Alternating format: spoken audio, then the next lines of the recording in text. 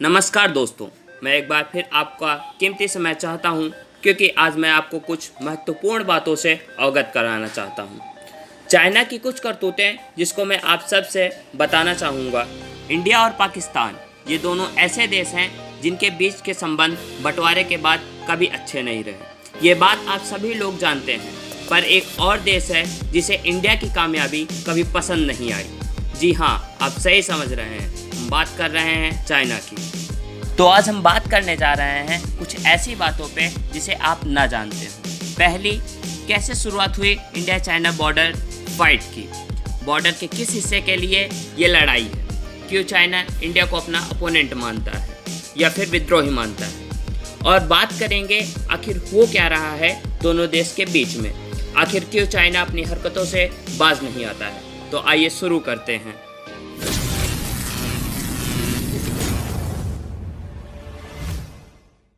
India China border fight की बात शुरू करते हैं और चलिए आपको बताते हैं कि आखिर इसकी शुरुआत कैसे हुई।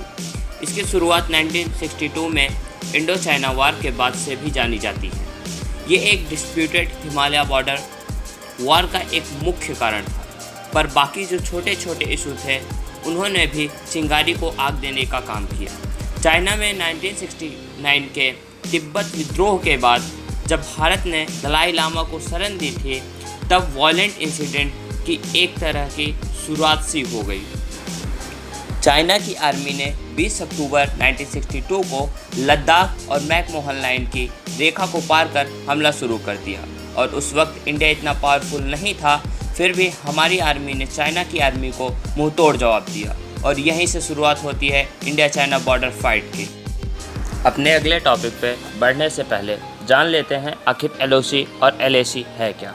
दोस्तों, LOC का मतलब है लाइन ऑफ कंट्रोल। यह रेखा एक नियंत्रण रेखा है जो कि भारत और पाकिस्तान के बीच खींची गई है। 740 किलोमीटर लंबी है, जो कि इंडिया और पाकिस्तान को डिवाइड करती है। ये रेखा भारत और पाकिस्तान के बीच पिछले 50 सालों से विवाद का विषय बनी हुई है। LAC line of actual control. ये रेखा भारत और चाइना के बीच वास्तविक सीमा रेखा है, जो कि 4056 किलोमीटर लंबी है, जो जम्मू कश्मीर में भारत अधिकृत क्षेत्र है और चाइना अधिकृत क्षेत्र है। अक्लाई चाइना को भारत से अलग करती है। दोनों देशों का ये दावा है कि अक्लाई चीन का जो एरिया है वो उनके देश का हिस्सा है, पर कोई भी देश उसे अपना नहीं पाया। भारत और चाइना के बीच बहुत पहले से विवाद चला आ रहा है, ये आप सभी लोग जान चुके हैं। तो जब से भारत की ग्रोथ होने लगी और वो डेवलप्ड कंट्रीज़ के लिस्ट में आने लगा, और जब से कोविड-19 का इशू सामने आया, तो चाइना से सारे कंट्रीज़ जो चाइना में इन्वेस्ट करते थे, या फिर यह कह सकते हैं जो करने वाले थे, अब वो भारत की तरफ देखने लगे हैं, और ये भी बात चाइना को खटक रही है।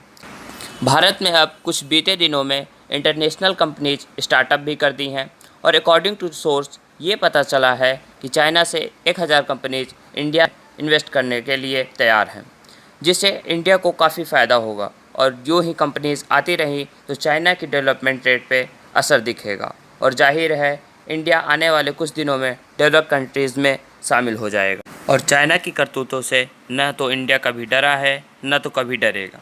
हम चाइना को मुंह तोड़ जवाब देंगे। और दोस्तों, अगर हम आप चाहें तो ये काम और भी जल्दी हो सकता है, अगर हम चाइना के सामान ही खरीदना बंद कर दें तो।